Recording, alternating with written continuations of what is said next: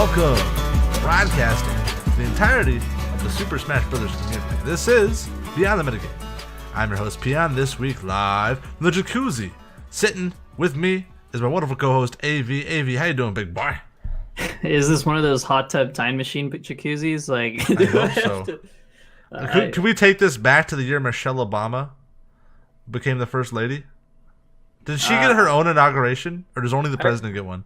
Yeah, I mean, I'd really like to go back to those times, but I think we gotta work with what we have right now. Hey, look, Michelle's she's a silver fox. She's like George Clooney, but a woman. She just gets better with age. She's like a fine wine or a cheese, like one of those. You know what I mean? She doesn't have gray hair, so I don't know if you could call her. So, but I think like metaphorically, I think you're correct. Yeah. You get what I'm saying. I think there's just some people that just age so like gracefully. I think not me.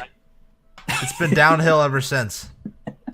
I was born, my doctor was like, he's adorable. Ever since then, it's just been like this terrible dilapidation. I'm barely recognizable. I will say that whenever your parents like brag about the stuff you did when you were like 6 or 7, it just makes you think like, okay, well, is what I'm what I'm doing right now not important? Yeah, they're like, Dane, you had so much potential. Like, oh, thanks, guys. Yeah, yeah. We raised you better than this. You know, this is what it was like, man. I went back, back in Christmas. I saw my family and friends, of course, for Christmas, New Year's, and they're like, "Dane, what have you been up to?" And I'm like, "Oh, you know, I'm the host of a Super Smash Brothers podcast." And and then they would ask like, "Oh, like, okay, what are your brother and sister up to?" Like, yeah, dude, there's nothing wrong with the Super Smash Brothers podcast. That's cool. I know. It is. It's dope. I think I've actually run into like people are like so, but I'm glad that most people I've talked to are at least like intrigued, and they're like, why are people listening to the Super Smash Brothers podcast? But then I kind of explain about like what our mission statement is, and they're never like super like excited about it, but they're like, okay, that makes sense. I am content with just like bored acceptance. Like, oh, okay, right, yeah. If they accept it and change the conversation, I'm content. That said, that was a tangent and a half. AV, this week we're not talking about that. We're talking about Elite Smash and what it means to be there, how to get there. Why should you get there? What are the pros and cons of this ecosystem that Sakurai has constructed for us? You know, why is it important? Is it important? What can you learn from it? What are the pitfalls? We really tap into it from all angles, really. Yeah, I mean, it's pretty cool. We analyze what the valuable aspects are of learning multiple characters. I kind of go through my journey of getting every character in there, and Peon goes through his journey of getting a ton of characters in there, and why and how it's meaningful to him. Did you just flex on me? Yeah, I did. How I got, dude. Yes, okay, yeah. Spoiler: AV has all the characters in Elite Smash, and he's proud of it, and as he should be. Props to my boy. I mean, I don't think it's like I don't think it means I'm a god at this game, but I think it's super cool. I think it's something. I got really excited when I finally got it. But something else that's really exciting that we finally got are some new countries. Why don't you talk about them? Yes. I'm really excited about it. We got some really good ones. Really good ones. Mm-hmm. Neither of which I think either of us have been to, right? Have you been to either of these? I have not been to either one. So we got Monaco and Austria. So hello. I bet that's the host, the family of the Arnold Schwarzenegger tuning in. Or maybe Christoph Waltz. He's a famous Austrian. Monaco, don't know anybody from Monaco, but I do know there's this drink that the French drink called a Monaco, and it is a beer mixed with grenadine and 7-Up. It's like a Shirley Temple, but you put beer in it. Whoa. And it sounds gross and weird, but it is refreshing and delicious. I drank like 15 of them when I was in France. Not at once, but like over the course of a couple weeks. It was great. All right, I can believe it. Both, I can imagine, are very beautiful places from from what I've seen. And before we kind of get into the episode proper, I want kind of an update on Peon's challenge. I know we talked about last week about our new fitness goals thing in our Discord, and how we want to get people to kind of get on some goals for the upcoming months. So why don't you talk about your progress? Thanks, buddy. That's sweet to ask. So it's been going well. So I do want to say, I last week, if you missed it, I posed a challenge to the community. Say, hey guys, let's get fit. We're talking about improving in Smash, talking about improving as people. Let's get fit too. I certainly know I could benefit from it. It's the new year. What a perfect time to, get swole. So, I'm trying to lose some poundage. I've been eating healthy. This last week has been really good for me. On New Year's Eve, I have to admit, I did slip up a little bit. I drank quite a bit, and I did have a bit of pizza. I'll be honest. But every other day since the last podcast, I've eaten really well. I'm really proud of myself, and I really appreciate all the support I've gotten from you guys so far, and I hope that you guys do have some good success too on your own journeys. But that said, AV, before we get into the episode proper, do you have any more questions or not questions? Things to say before we get started. No, I think it's just going to be really exciting, and if you guys want to know about what are the valuable parts of Elite Smash and like whether or not it's worth the journey to get in, just kind of tune in with us on this journey. So all that and more in just 1 second.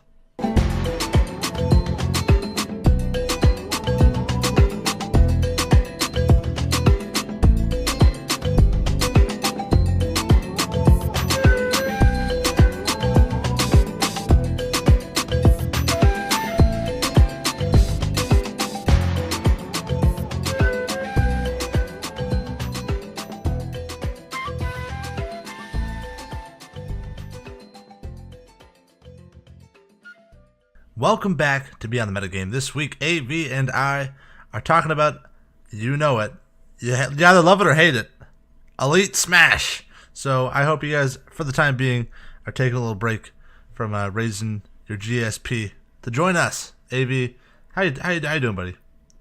Doing pretty great. Elite Smash is a super interesting topic. I think a lot of people have been freaking out about, does my GSP matter? Should GSP be used for seeding? No, that's a joke. Don't. No, don't do it. I've seen that. I saw somebody. I don't remember what Facebook group it was. It was some California Facebook group, and someone was like, "Hey guys, since a lot of new people are playing, we should use GSP to seed." And look, I could be taking the bait, and it could have been some elaborate troll, but I think it was legit. Okay, so I will interrupt you there just to say that it was indeed a huge troll by Vaughn. No. Wait, no way. Because Vaughn was parroting somebody else. Was he really? Yeah. Oh, that's wild. Oh my god. Okay, I thought I just saw Vaughn's parody, but that. Well, either way, people are taking it very seriously. I see people on Reddit, see people even in our own Discord community talking about, yo, I'm playing today, but I lost like 1 million GSP, and I'm down and out. Or on the contrary, like, oh, dude, this is sick. I got a bunch of GSP today. I'm so close to Elite Smash. Or hey, I finally got into Elite Smash. So I want to deconstruct the pros and cons of this kind of foundation that Sakurai has given us of self-worth. You know what I mean? Mm-hmm. I think it was the direct quote that said, "If you're in Elite Smash, you're good. Period." And I think that sentiment has planted a seed of doubt and sometimes arrogance into a lot of our players. And I want to analyze what are the goods, what are the bads of this system, and how can we take advantage of it. Yeah, I think that's a really good thing that we should do in terms of breaking it up and making sure that people are in it for the right reasons. Or does it matter? Or if you're in it or if you aren't, should you be distressed or should you care about it? And I think the first thing we should talk about, the simple stuff. How do you get in it? I believe from the information that I've been given, the top 3% of a character's players will be in Elite Smash. Oh, is it 3%? Yeah. Where did you get that number? I got it from someone else. This is all hearsay. This is hearsay? Okay, because I've heard the same thing. I heard people say oh, you're gonna be the top 2.5%, all this where, how could you possibly know? Who has? Is it data mined or something?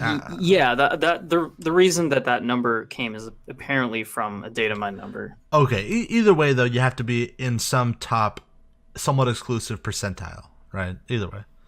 Mm-hmm. Yeah, and I think it's 3 or 2.5. And the thing is, how do you get in it? And it's just by winning games. Now, the thing is that Elite Smash is actually fairly easy to get into if your starting GSP is high enough. For me, and for a lot of people that I've talked to, if you win your first 2 games with a character, and you've never played this character before, you're already in. because of the way elo system works, the first few games are going to matter so much more than your final few, or the last ones that you've played. If you've played 30 to 40 games, the game has theoretically found your true skill and will therefore like decrease the amount that you're going up or going down. Now, obviously, with most elo systems, the way it works is that if you play someone who has a higher GSP than you, and you win, you will get a lot of points. If you lose, you won't lose as much. And if you play someone that's lower than you, if you win, you won't get that much. And if you lose, you'll lose a lot. Yeah, so tip number one, guys, if you do want to get Elite Smash on a new character, maybe you haven't really played them that much, and let's say you're not like a super good competitive player yet, maybe you're just starting out, or maybe, you're not that great with multiple characters, and this does matter to you, you do want to get Elite Smash, I would first advise like go into training mode, go into practice mode, play against your buddies in real life with that character, then jump in and get those first couple of W's. Right? Yeah, I absolutely agree. Because if the first few games that you play with a character are super important, if that's a goal, you want to see the character screen lit up with everyone in Elite Smash, you should make sure you understand the character before jumping in. Yeah, absolutely, man. So like before we go any further, Avi, I want to talk to you about our experiences with Elite Smash. And of course, I want to preface this by saying, you and I were multiple year veterans of the competitive scene. We host a Smash podcast, right? Mm-hmm. Which doesn't inherently mean that we're good, but we obviously care about this game. We're nerds, essentially. Right. And so our experience might be different than yours at home if you're listening. You might be might not have as much experience as us, or maybe you have way more, right? But either way, what does this mean to you, Avi? Like, how is this feature interacted with your own gameplay? So I've played a decent amount of quick play, and it really excites me to kind of show that I'm in this that I'm in this top percentage of characters, and I'm like a completionist, and I think you are too, in that sense. And I love kind of just seeing. I love the idea of seeing every character lit up like in elite mode, and I was actually able to accomplish that literally 20 minutes ago. That's why my sleep schedule is going to be ruined tonight, is because you had to get your last character in Elite Smash. It is actually pretty wild. So I actually got most characters. I think I got nearly 90% of them last week. And then the final character that I needed was Ryu. I spent 5 or 6 days grinding Ryu. And literally just 20 minutes ago, right before we started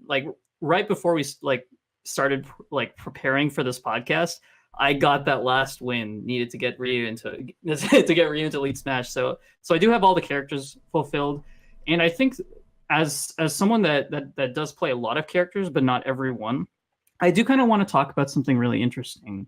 There's a lot of times where I don't think I deserve the win, where I just win twice with a character that I don't really play that well, and I would get into Elite Smash. I don't think that I'm an extremely good Wii Fit trainer player. I don't think that I'm a really good Bowser Jr. player, or even Pac-Man for that matter. But I will say that I was able to just abuse really good tools, really good neutral tools, and figure out what the character can do, and just kind of limit my options and just spam cheap options.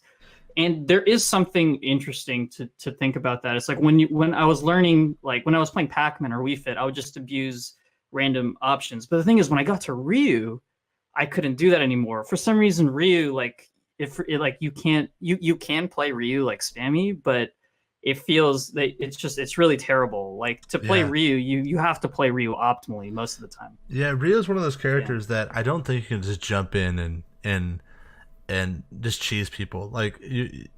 He's a character that the better you are with him, the better you're rewarded, and kind of exponentially so, right? Not even linearly so. The moment that you can land some of your true combos and convert into true Shoryuken and stuff, it totally opens up everything for the character. So I could understand why that was a character you struggled with. I mean, that makes sense. Yeah, I mean, I lost a few games at the beginning, and then suddenly the amount of games I needed to win was exponentially increased. I think I got all the way to like one game before getting into Elite Smash. Oh, here's actually what happened. I got into Elite Smash just barely, and then I accidentally clicked play again. No, with Ryu? Yes, I did it. I clicked play again on accident because I was there. I looked at it and I pressed start. And the thing is, you can't leave a game once you've started. And this was 3 days ago. And the thing is, I got it, and then I played against a Kirby who literally just held like B next to the ledge the entire time, and I'm embarrassed to say that I lost to that Kirby. You idiot. And that's the thing is, that started this like 3-day grinding process of learning every single like Ryu confirm. I hit like Shoryuken 95% of the time. I can confirm into it. I know all the bread and butter combos.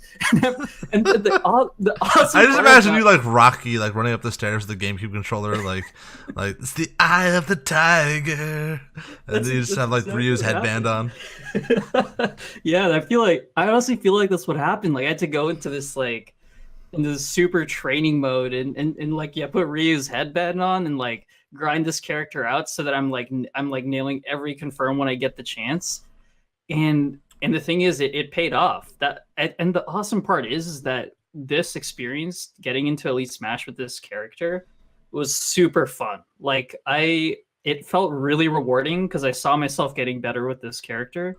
And like, especially with a character like Ryu, like you can tell when, like, if you're improving super easily because you're hitting your inputs. Yeah, man. I mean, I heard you. Like when you unlocked Ryu as your final, member of the final character to get Elite Smash, I could hear it in your voice, like this kind of sweet, orgasmic release. Like, oh, I did it! I finally did it! And that's great. I think that's one thing that Elite Smash is awesome for. It kind of gives you this carrot to chase, and it's great for all levels of players, right? You have this aspirational goal that you can accomplish, and I do think it's a great feature. I think it's cool, but I do think, guys, that it's not perfect. And before I get too ahead of myself, I want to talk a little bit about my journey. So AV is much more of a Wi-Fi warrior than I am, right? Is that fair to say? Oh yeah, I'd say so. And so I haven't been playing Wi-Fi that much. But when I have been, I've actually been opting to play on, the quick play more so than the battle arenas. Because for whatever reason, whenever I play on quick play, I get people with good connections. Like the connections are just generally better. I guess it's just because, it's the matchmaking is more local, where I do battle arenas with people all over the place, right? So that's why. I've been battling a lot of the listeners, for instance. And so I've been doing that, and I kind of casually started knocking off some elites, and like they glow on the character select screen, and that kind of like part of your brain goes off, like a little hit of dopamine, a little something in my brain goes, ooh, like, oh, what's that? And every single time I'd play a different character, and then they'd get into Elite Smash, like that little trigger would go off. Ooh, he did it again, and it kind of became this addicting thing where I would just, okay, I'm gonna get this character and this character and this character. And circumstance would have, we just got past the new year, and my girlfriend was in town, and for New Year's Eve, she had one too many. I'll put it that way. She listens to the show. Sorry, Courtney, but this is imperative. And so she was hungover the next day, and I was kind of taking care of her, kind of not, kind of just playing Smash Bros, sitting next to her, and I'm just sitting there. I had nothing else to do because she was just too tired to get up. So, this character in Elite Smash, and we kind of made a game of it. She'd be, oh, get Kirby, do Jigglypuff, and I would be knocking out all the characters. And, I think I'm a little bit over half the rosters on Elite Smash now, but it's been this, like, really fun kind of lesson that's really, in Smash 4, I never had a reason to play the other characters outside of my own inherent fun. But now, I'm kind of getting rewarded for learning the different characters, and that's great. And I think it's actually done a lot for my understanding of the game. And first, I want to talk about like some of the benefits of this system. And for me, that is understanding the cast. Like now that because like you had your challenges with Ryu, I had some challenges with some characters too. For one, mine was Young Link. I love Young Link; he's awesome, but I just couldn't beat people. I just was sucked with him. I'm like, what's going on? and I really started to understand Young Link. And the next time I played against the Young Link in a tournament, I was like, I kind of know what you're gonna do, bro. I kind of empathize with your decision making, and I've kind of been in your skin before, and I understand where you're coming from, and that's gonna better inform my decisions when I'm playing against you. And that's a really cool concept that I do have to tip my hat off to like the Elite Smash system. Yeah, I absolutely agree. I think it's super cool, and I love the little narrative that you had with it and your experience. And I think that itself gives credence to the fact that it is, in some ways, a very well designed concept. The whether the execution is perfect in its current state, I think, is neither here nor there, nor I think is it worth debating about. But yes, it does encourage us to play new characters. I remember there was one point during this podcast in an episode where you said that me Sword Fighter was really good, and I didn't believe you. And then I went into quick play.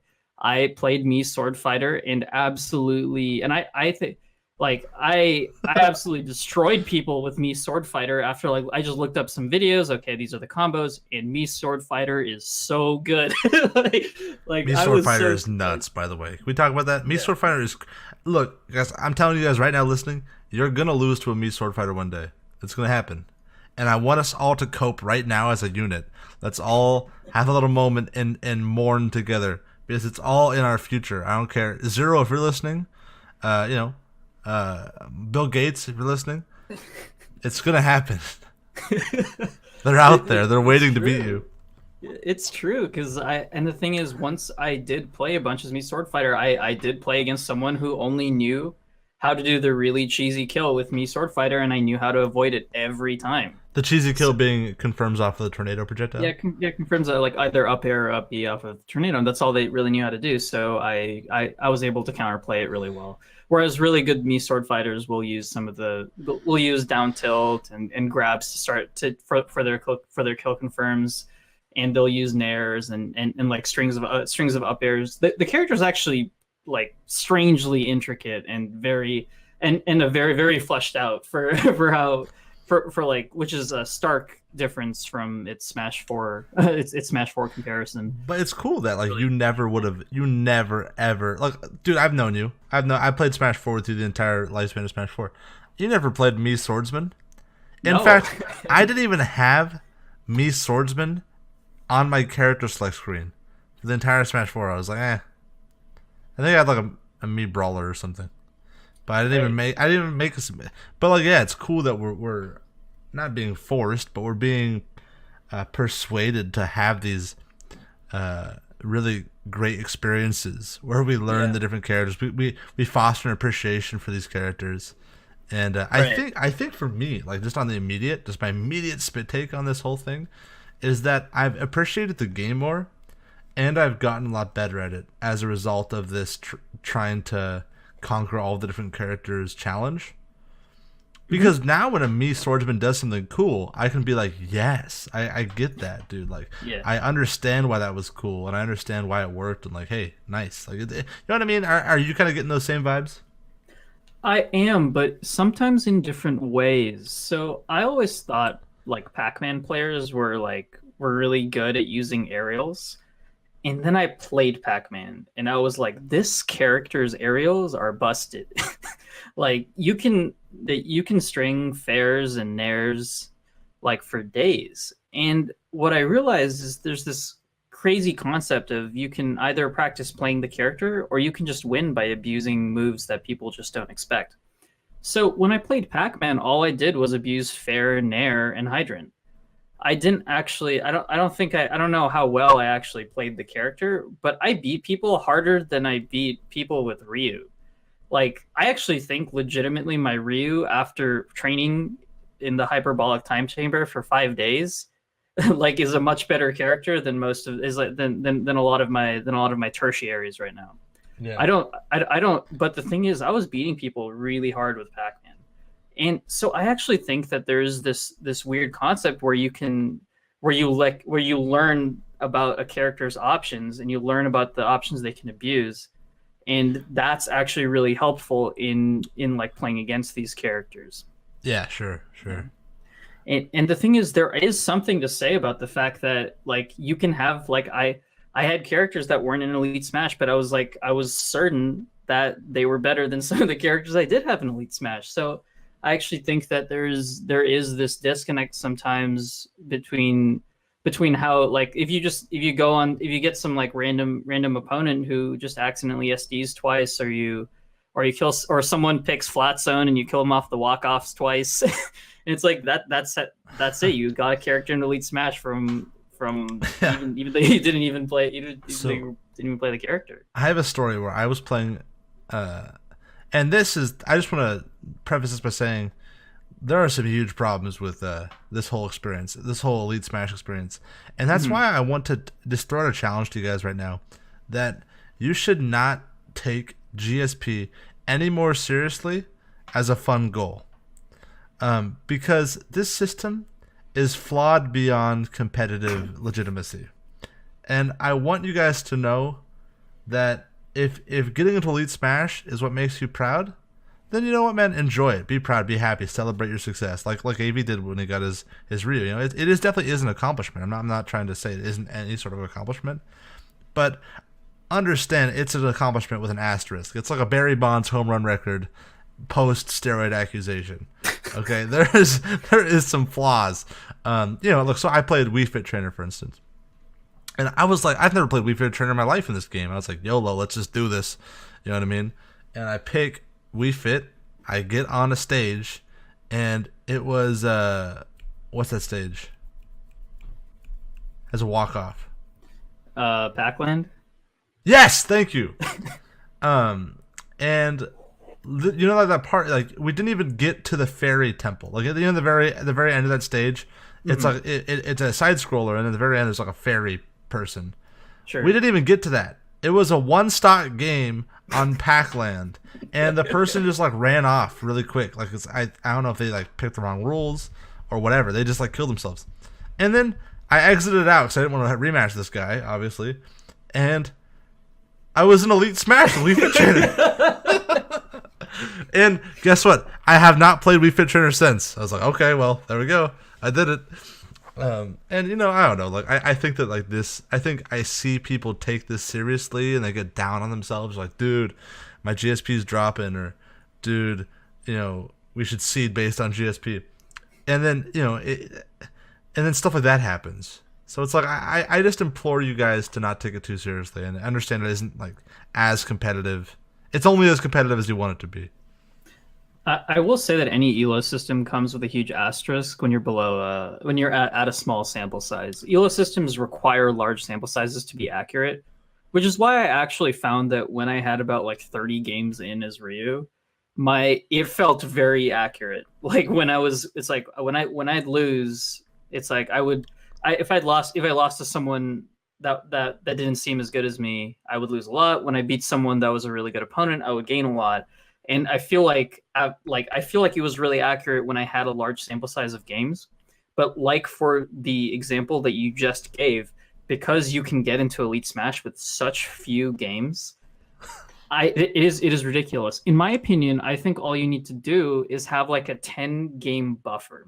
Like in order to get into Elite Smash with the character, I think you should have at least like you should have a barrier, like some kind of limit of games, just so that you're guaranteed to at least get like a few legit games. Yeah, placement matches, pretty much. Yeah, you know, exactly. Like so, if you've played any type of rank system, there's something called placement matches, and you'll wonder why these exist. These exist exactly for the reasons that I showed you that I was talking about in terms of ELO systems being really dependent on sample sizes. Yeah, Nintendo's Nintendo, I guess. I don't think they ever will implement anything like that, but right, and it is a little too serious, I guess, for what it is. But yeah, these are just reasons for why you shouldn't be as distressed if you think you're an amazing player of X character and you don't have them in Elite Smash. It could totally be that the system has not been accurately calibrated for you.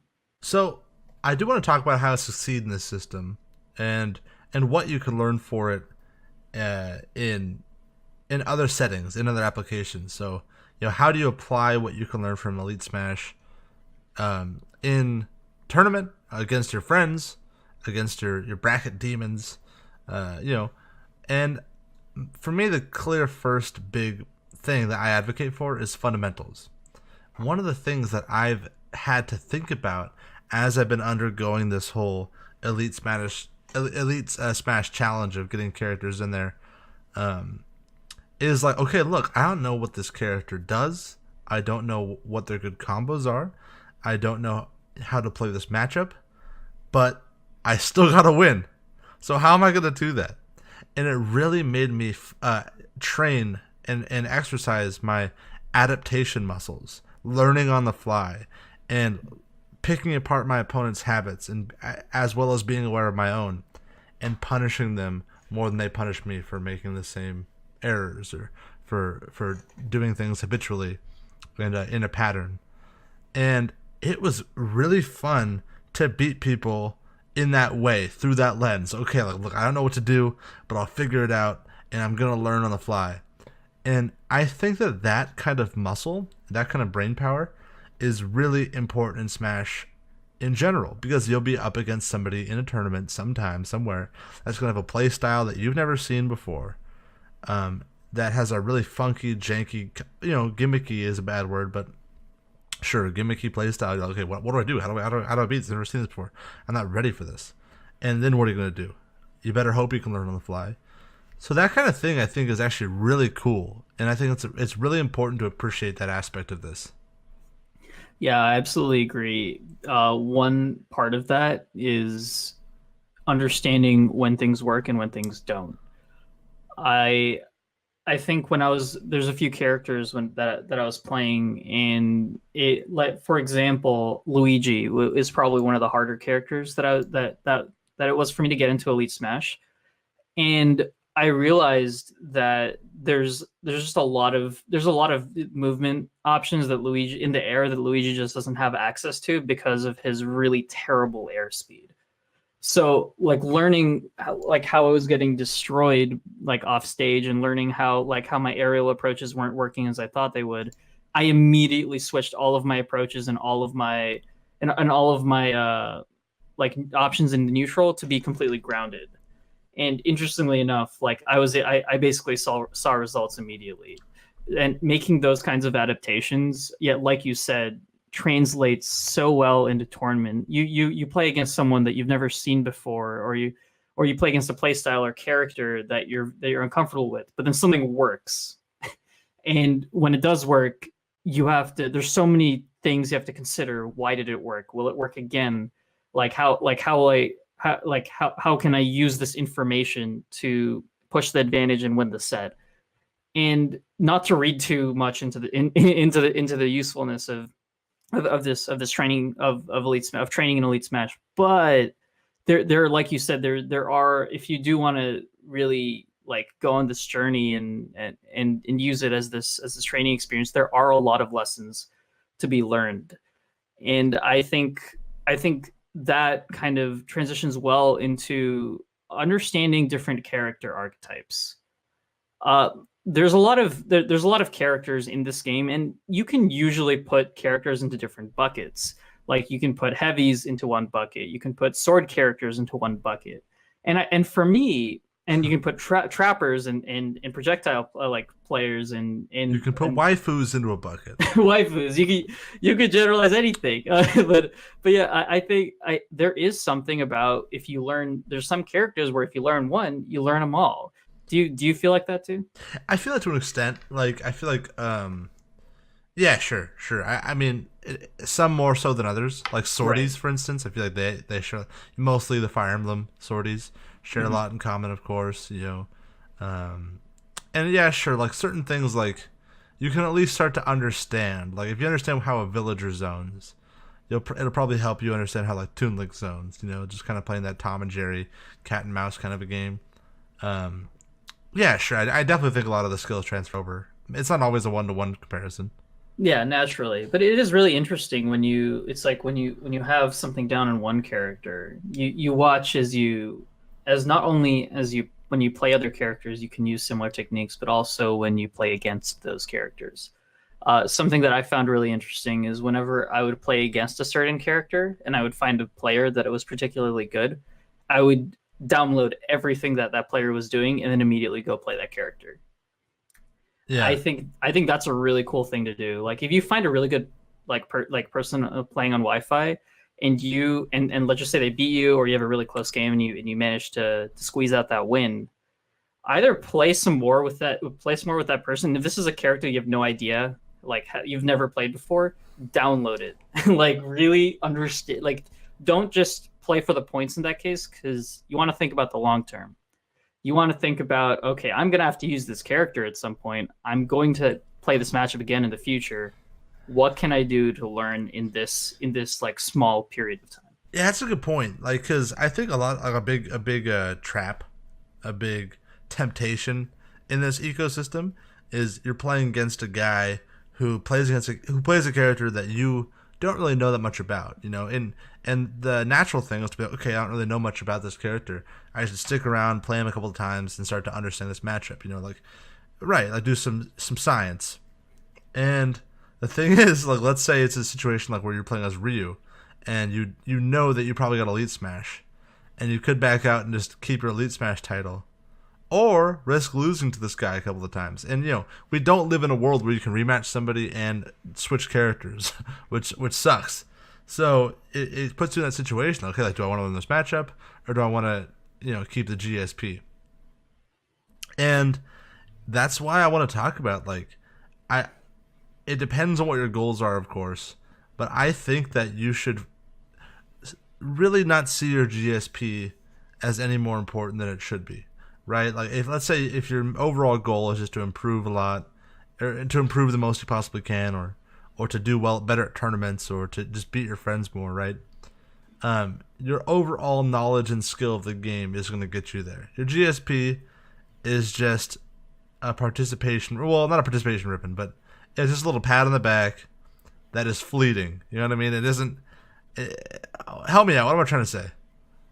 Yeah, it's essentially, yeah, your GSP can very well be a short-term thing. You can.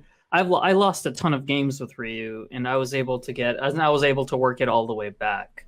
People have gone all the way down to 1 GSP, and they've worked themselves all the way back. It's not. This isn't a. This is not only this is not an extremely exclusive club, and GSP isn't necessarily like it's not, as we've explained, not necessarily a good indicator. What is a good indicator of skill is tournament results. And the thing is, if you give up, if you give up opportunities to learn in these situations, you may be hurting yourself in the long run.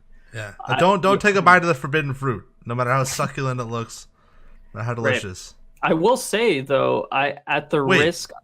Does succulent derive from the word succubus? They probably the prefix is probably very similar. Yeah, it's like tantalizing and tantalus. Yeah, I think that makes a lot of sense. Yeah. Okay, you heard it here first. Hey, welcome to the Super Linguist Brothers podcast. I'd be down, bro. You want to start? Okay, anyway. Let's all right, let's do it right after this. But I think there's at the risk of being hypocritical, I don't want to advise something that I haven't really followed myself. And there are times where I've just been like, yo, like I got this character and I don't want to ever play this character Dude, again. You're such a tryhard. That's one thing. I hope the listeners at home know how much of a tryhard AV is. AV, man. AV is in it for the W's. I am. And the thing is that I like seeing progress. I like completing things. And honestly, now that I have completed the entire roster on Elite Smash, now is the time where I'm going to go through and say, okay, I want to actually pick out characters and learn them and play a bunch of people on quick play. Yeah, take that screenshot, dude. I think that's a new phone desktop app. Put that on your Tinder, dude. I'd swipe right. Yeah. Can you imagine that? That would be something else. All I'm saying is if you put that as your Tinder profile picture, or the first one that pops up, right? You're probably not going to get that many swipes. No, but the ones that do swipe are going to be the sugar mamas to take home. All right? You're going to find your wife that way. I'm just saying. Dude, what happens? That's like a long-term goal. Like you're gonna have to forfeit some immediate success to find your wife. Yeah, I mean, There's something to think about in the sense that this isn't a completely like that we have seen that people like Nairo and Zero when they're streaming, they have all the characters in Elite Smash. Yet we're giving you this kind of this contradictory rhetoric about the fact that it's not really a good indicator of skill, yet all these really good players have everyone in Elite Smash. I think that there is some correlation there. Well, it's their And job. They're yes, streamers. exactly. Their whole existence is to stream and to be good at Smash. Of course, they're gonna try to do it. Right, but I want to transition this into fundamentals that cross over between characters. Okay. I think that if you understand the game, your ability to play any character and to basically use the grab attack shield RPS will like break through any lack of knowledge on of characters. What is your view on that? Rephrase the question? What is my view on the? What is your view on how far can fundamentals carry you in playing different characters? That's okay. I think that you can't quantify how far they'll take you, but I Mhm. don't think that you can ever understate how important they are. Fundamentals are extremely important, and the people that are much better than you probably have much stronger fundamentals than you. And fundamentals is such a broad term. Mhm. What all does that mean, right? It means movement. It means spacing your moves correctly to where if you do hit them on shield, you're not going to get punished for it. It's understanding how much range do their moves have and which ones are quicker than the moves I can throw out. It's understanding all the nitty gritty parts of the game that are there's so many potential interactions. And you've heard SSB Pro Tips on the show, you've heard JTails on the show talk about how the best of the best are have more knowledge in more situations than you do. And that's fundamentals. Stuff like that is priceless. And I do think that like trying to get all the players, or sorry, not players, characters into that threshold, into the elite threshold, is going to do a lot for your fundamentals. But yeah, I can't say how. I don't know if I can quantify just how important they are. They're important. Mhm. I will say, so I think there is something interesting to talk about. Like I mentioned, we have all of these people. You said it was their job, yeah, but they're also very talented players. And I watch Zero play Iron Mans every now and then, and I'll watch him play a character. I'm gonna go back to this one example because I think it's so indicative of of how he is basically leaning on the fundamentals it's like so strongly. And I'm going to say Pac-Man. I watched him play his Pac-Man game in his Iron Man, and he literally only used forward air and nair pretty much the entire game. Yeah. Yeah, and you watch someone and he won and he won very dominantly. It was an extremely dominant three stock. And you watch someone like Sinji play and you see this incredible like canvas that is unfolding on Just like orchestra happening on the fly. exactly. You see like all of these like in Smash 4 you see all these crazy setups with the bell and key and footstools and knowing exactly what angle that the hydrant will send if you hit it with like very specific attacks, knowing the exact HP of the hydrant so that like if someone else hits it with attack, you'll know what'll send it flying. And this is such a complex and like and beautiful character. But you live and watch Zero play in Iron Man. He's literally just using forward air and there, and he just absolutely like wipes like someone on quick play. And you think about it, and you're like, and you just wonder, this is all you need to play this game. Like there's so few things that I think you actually need to play the game, and because these people at the top are able to break it down into such simple elements, that is what grants them a lot of these W's that people can't see as well. Yeah, I feel that. And when you play a foreign character, someone that you're not used to, sometimes you'll have a rude awakening of just how weak a certain part of your fundamentals game could be. There'll be a time where I'll play an unfamiliar character. I'm like, man, I'm not calling out any of his options. I'm not punishing any of his habits. Like, perhaps I've been relying too much on just my character's gimmicks and toolkit. And the perfect player, right, is that combination of Zero and Shinji, like you described. And Zero, when he plays his mains, obviously is the best of both worlds.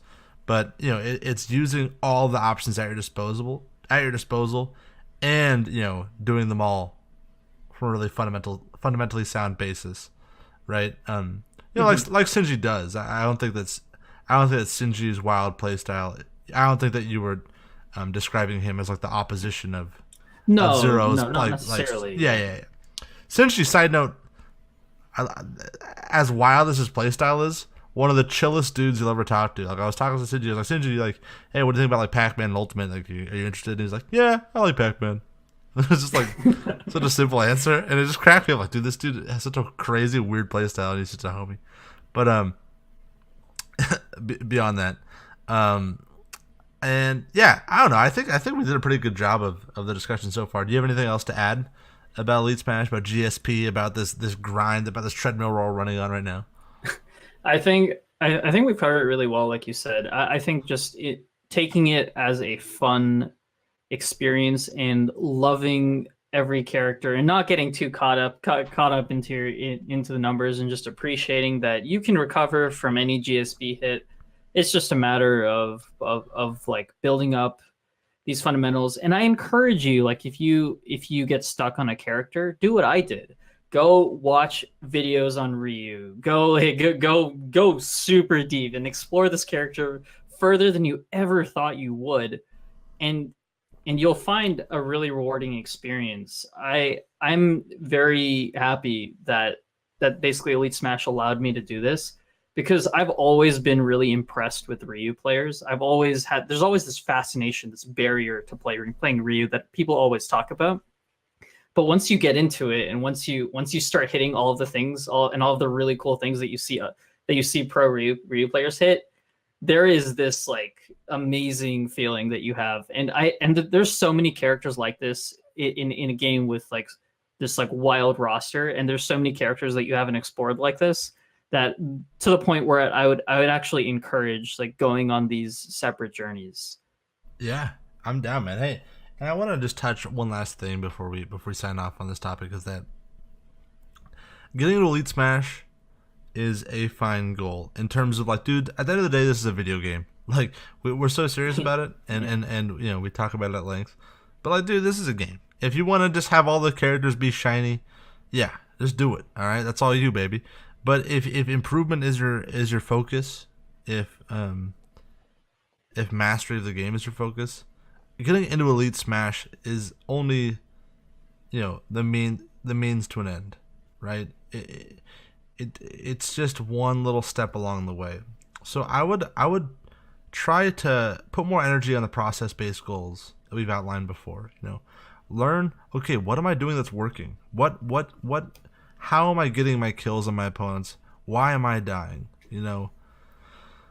Like, maybe there's one aspect of your game that you're not doing too well. Like, maybe you're an Inkling player and you're not able to land the Booyah very often. Or you're a Diddy Kong player and you're not able to get kills from your banana that often. Like, you banana somebody and you whiff the F smash or something. Work on precise things that will be building blocks for your character and for your playstyle that you can stand on forever. Absolutely. And then stuff like obtaining the elite status is just going to happen naturally as a result of you becoming a better player, right? And the thing is, Zero and Nairo, if you put all their GSPs right now to 0, they could get Elite Smash in one day. You don't want to get into Elite Smash. You want to become the player that can get into Elite Smash. Yeah, couldn't have said it better myself. Okay. Yeah. So with that, I think we should go into questions, AB. How's that sound? Yeah, sounds great to me. You want to read out the first one? Let's go. We have Nintendo Gamer Chris, who says, did you play games that were released in earlier years for the first time in 2018? If so, what would you say is your favorite? Yeah. Okay, that's let me think about that for a second.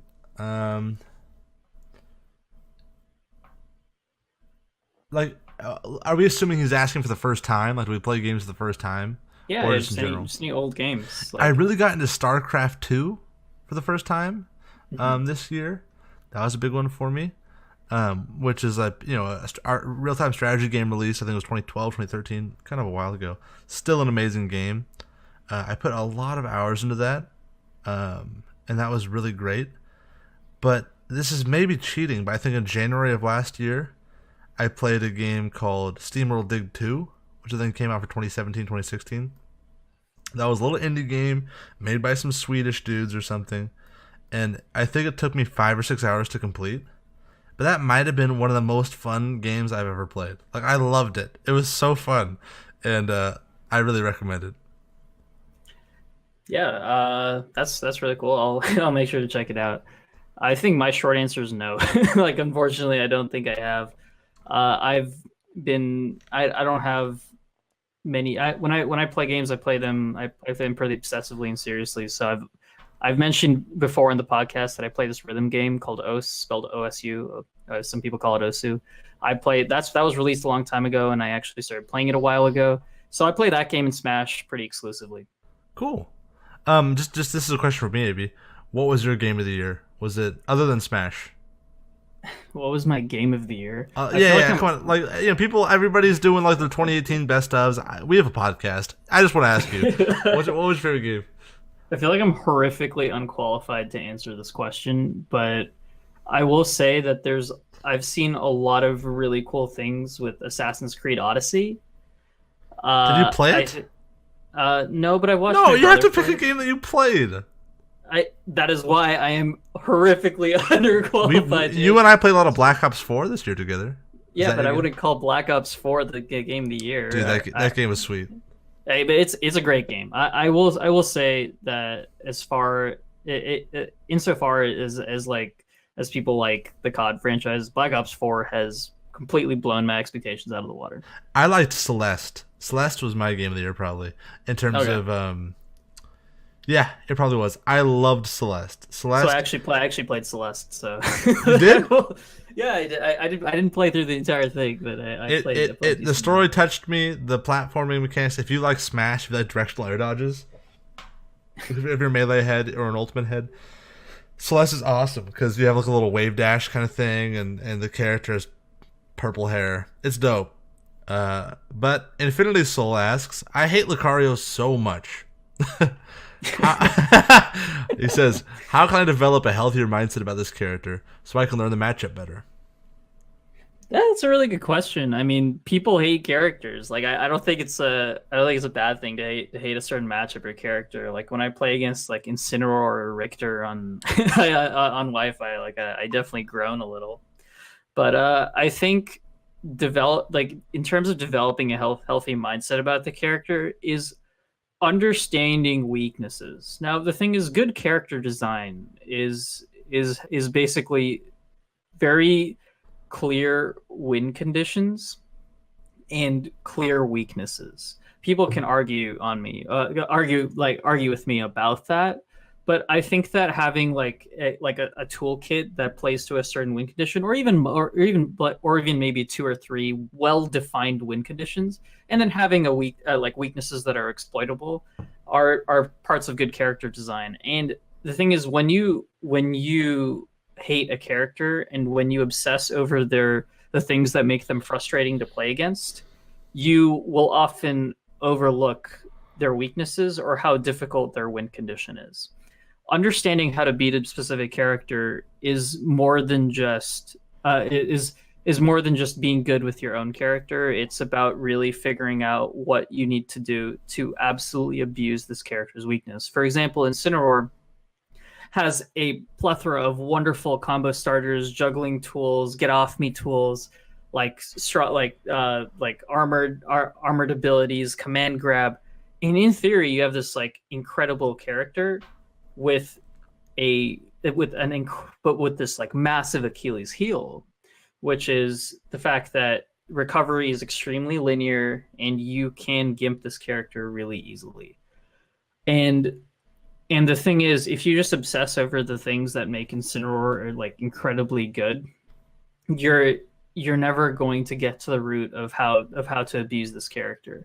And sometimes playing against a character involves being lame. Don't think that you have to that like well, of course if you're if your aim is to win, as most people are, as most people have that goal of just like they like winning in Smash, you don't be afraid to just like play lame and to just kind of keep throwing Incineroar off stage and not and don't interact with him on like on any of like the playing fields that they like to play on. Similarly with Lil Mac, a lot of people struggle with the Lil Mac matchup. It's like they'll see Lil Mac. Of course, they've picked FD 3 minutes, 3 stock on quick play, and you groan a little, but then understand that this, and then you see them F smashing, and you see them only F smash. All you have to do is spot dodge. All you have to do is spot dodge that F smash or roll behind that F smash and punish. You play bait punish. You know what they're going to do the entire time. Don't get frustrated by the options that they're spamming and basically understand and pick apart the wonderful weaknesses that Sakurai has granted to these characters. And when you do, it'll be a really meaningful experience. Wow, Abhi, I think you really answered that one. All right. You can go ahead. I think that was like I think I fell asleep. I'm sorry. That was longer than like that was crazy. Pulp Fiction. All right. Anyway, go ahead. All right, I'll try to keep it more more concise. I think that could have been a Harry Potter book. Ooh, that is long. All right, Ultimut asks, how excited are the two of you to compete in Squad Strike brackets, and what would your 5v5 lineup look like? Mine would currently look like Pac-Man, me Sword Fighter, Chrom, K-Rool, and Bowser. That's a dope selection, Ultimate. That's an awesome question. Squad Strike is such a cool concept. I've played it quite a bit just with friends locally, and it does take a little while to set up, admittedly, but it's really fun. I like it a lot. So mine would currently be something like Inkling, Cloud, Ness, Chrom, and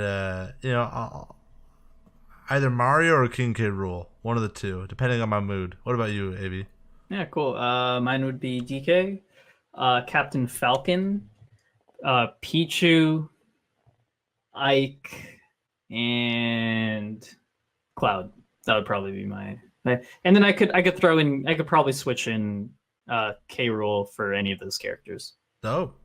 All right, man. Jedi DJ, first time questioner, asks, is your favorite character also your best character? How much does a character's theme, like as in the personality and look, come into play when picking a character to play seriously? There's a complete disconnect between it. I picked DK completely on the basis of the fact that he was an incredibly consistent. He had an incredibly consistent kill confirm in Smash 4, and I wanted that. I went from playing Sheik, who had nothing consistent, to playing DK because I liked consistency. So in short, I have zero connection. I haven't even played the Donkey Kong games, although Peon has encouraged me to play all the Donkey Kong games because he loves them. And I did make the remixes for our intro and interlude music. So I think I do have this I feel like I am required to play the games at some point. Right. For me, it's like when it comes to, I love the character's play style, but do I like the character themselves? For me, it's like the after sex smooch. You don't need it, but it's nice. That's such a beautiful way to put it. Thank you. For instance, my favorite character if I had to pick was probably just Diddy Kong, straight up. I love Diddy Kong as a guy, as a dude, as someone I would hang out with. But he isn't the character. He doesn't. His playstyle isn't perfect for me. For me, I love Inkling to play as, and Inkling as a character, I also love. I think I love Splatoon games. I have an Inkling amiibo. I like the Inklings, so that's cool. It's a bonus. But yeah, like for me, I would play like Box Dude, the Defender of Evil, or something, who's just this generic stick figure with a stick. If his moveset was cool, I'd play him. I don't really care. That's fair, man. Can we get some fan art of Box Dude, Defender of Evil? You can submit that at Beyond. Wait, what is our email address? beyondthemetagame@gmail.com. If you submit a Boxman Defender of Evil to beyondthemetagame@gmail.com, we'll give you a shot. You can go to the Wall of Fame straight up. The best picture goes in the Wall of Fame. Yeah, all right. Yeah, I'll approve that. Nachos the Dog asks, how much do you think a venue affects mentality and or how well you play? She's heard that some people do better in one venue compared to another, despite both venues being overall good, like, roomy, good temperature, no battles happening in the background. Have you ever experienced this, and how do you help yourself adapt to new locations? I love that question. It's a very beyond the metagame question. Yeah, that is an amazing question, and is one that I actually do have some experience with. I've played in a multitude of different venues, maybe not as many as Peon, but I'm just thinking of the vape shop. Oh yeah, we were. I actually kind of just a little tangent really quick because you brought it up. The very first tournaments that I ever ran in Santa Barbara were in a vape shop, and there were times where people would literally be vaping. You'd be playing a set, and it's this cramped little vape shop. It was a cool place, but it was literally a vape shop, and you would be playing on your mat. You'd be playing your match, and some dude would walk in, and he'd be like, "Hey, dude, I want to buy some like cinnamon flavored vape," and then the dude would be like, "Okay, sure, bro, you want a demo?" And the dude would be like, "Oh, sure, I'll do a demo." And he would just take a fat rip of a vape, like H3H3S, like this huge just cloud, and would exhale it. And suddenly you'd be playing a match, and there'd just be a cloud of vape in your face, and you can't even see the screen. Like, dude, I'm playing, this is grand finals. I will say that, like, there was like a slight exaggeration to that, but it was not, Peon is not exaggerating the fact that when you were playing, there would sometimes be vape clouds in your blown in your face. Look, I never wanted to ban cloud, but in this instance, no, but it was rough. It was rough. But it was also one of the most memorable, beloved venues, which is actually kind of funny. Right. But sorry, let's address the question again. Yeah, I think to answer this kind of quickly, being prepared for situations is probably the most important thing. The things that I've suffered with are headaches, hydration issues, food issues, all of these that can be addressed by a proper preparation. So I think I think one of the craziest things is if a venue doesn't have access to water, having like a water bottle in hand and water and a bunch of water in your car stored is really, really important. Having some Advil to like just in case you get headaches when you go to other places, which happened to me a lot. Having a jacket or a t-shirt. It's like, this seems like it's like too much, but here's the thing. Wizrobe. Have you seen Wizrobe prepare for events? Wizrobe, when he walks through the tournament, he carries on a rolly suitcase with all of his supplies. It's hilarious. And it's unreal. And the thing is, it's everything down to the shirt that he wears.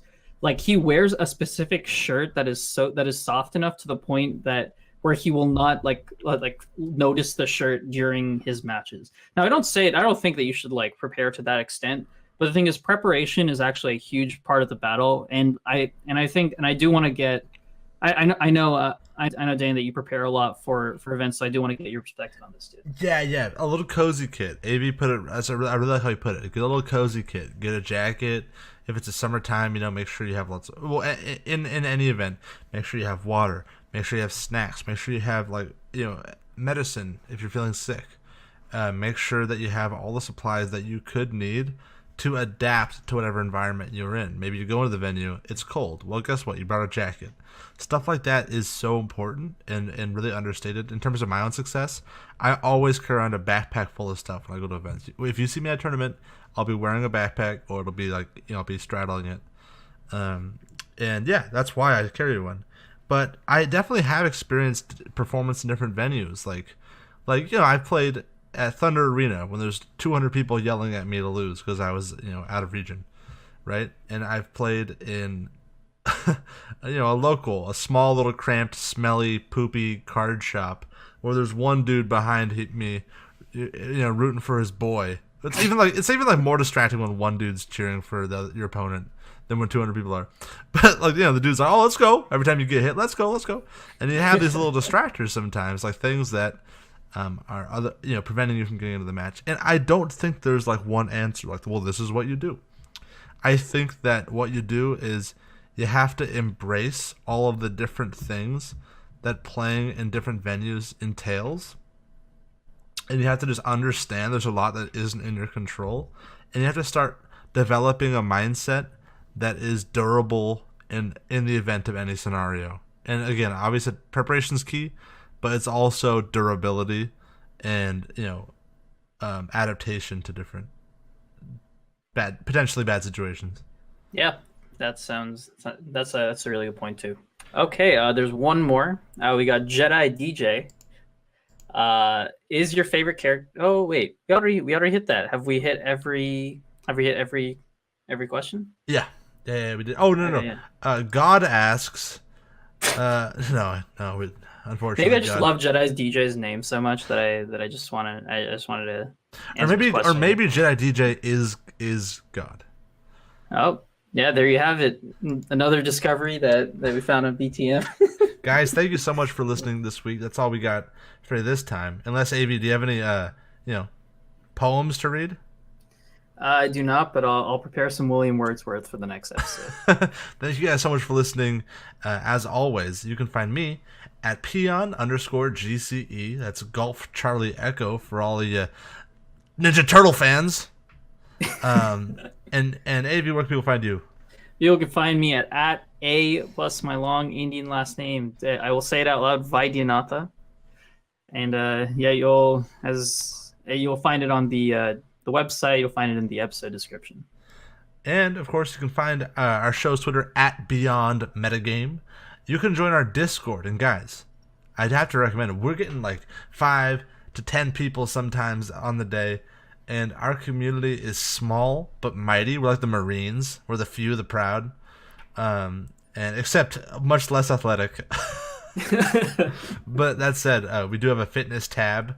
There's people out there on the grind getting fit.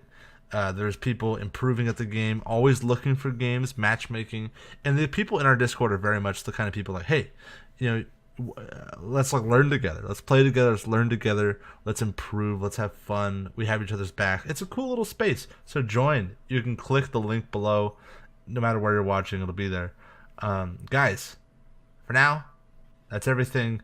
As always, thank you so much for listening, and goodbye.